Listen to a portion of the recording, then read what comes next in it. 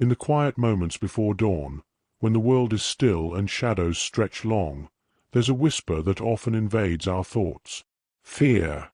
It's the ever-present companion of humanity, an unseen force that tightens the chest and clouds the mind.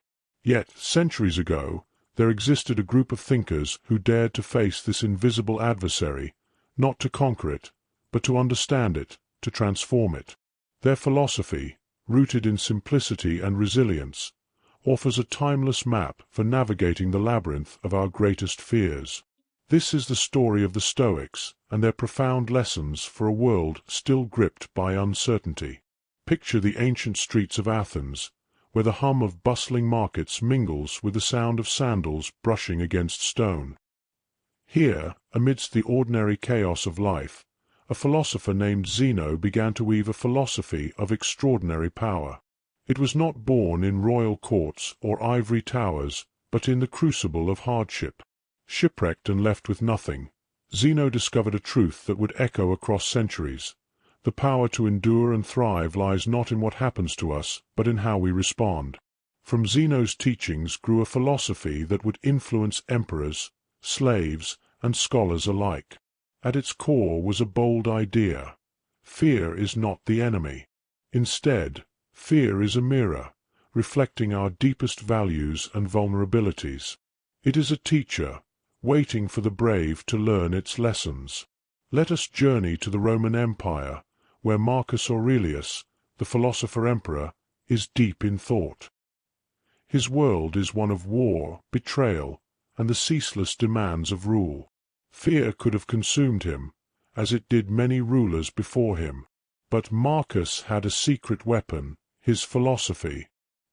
He wrote in his Meditations, a personal journal never meant for public eyes, "If you are distressed by anything external, the pain is not due to the thing itself, but to your estimate of it, and this you have the power to revoke at any moment." Marcus practiced a ritual known as premeditatio malorum, the premeditation of evils. Each morning he imagined the worst: betrayal by friends, the fall of his empire, even his own death. By facing these fears in his mind, he robbed them of their sting. When the storms of life arrived, he stood firm, unshaken by their winds. Centuries earlier, another Stoic had faced fear in a different form. Epictetus, born into slavery, endured a life most would consider unbearable. Yet, it was in these chains that he discovered an unparalleled freedom.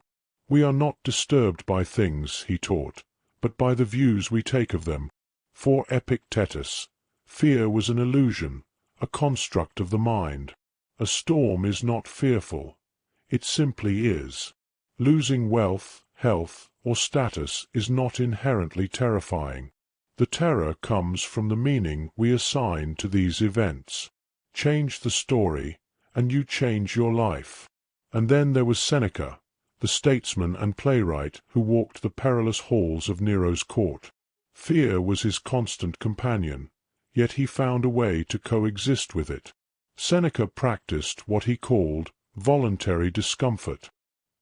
He fasted, wore simple clothing, and lived as though he had nothing, even while surrounded by luxury.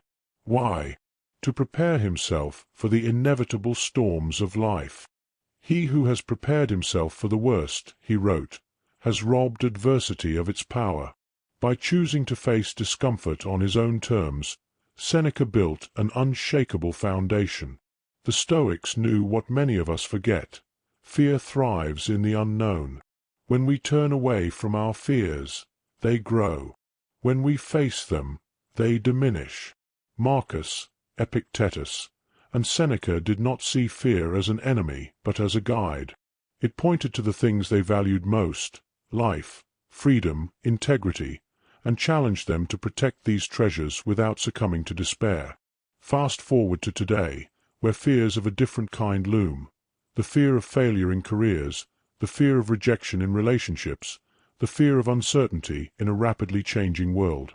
The teachings of the Stoics remain as relevant as ever. Imagine practicing Marcus's premeditation, visualizing the potential pitfalls of the day ahead. Envision adopting Epictetus's radical idea that nothing external can harm your inner self. Picture yourself embracing Seneca's voluntary discomfort to fortify your resilience. The shadows of fear will always linger. They are part of the human condition. But within you lies a power older than any fear, a stoic strength waiting to be awakened. So today, take a step into the unknown. Face the fear you've been avoiding. See it for what it is, a reflection of your values and a reminder of your courage. As Marcus Aurelius wrote, the impediment to action advances action. What stands in the way becomes the way. Let fear be your guide, not your master. In its depths, you will find your greatest strength. This is the Stoic way. Will you dare to walk it? If this journey resonated with you, if you're ready to embrace the Stoic approach to life's challenges, subscribe to our channel for more ancient wisdom tailored to the modern world. And share your thoughts below. What fear will you face today?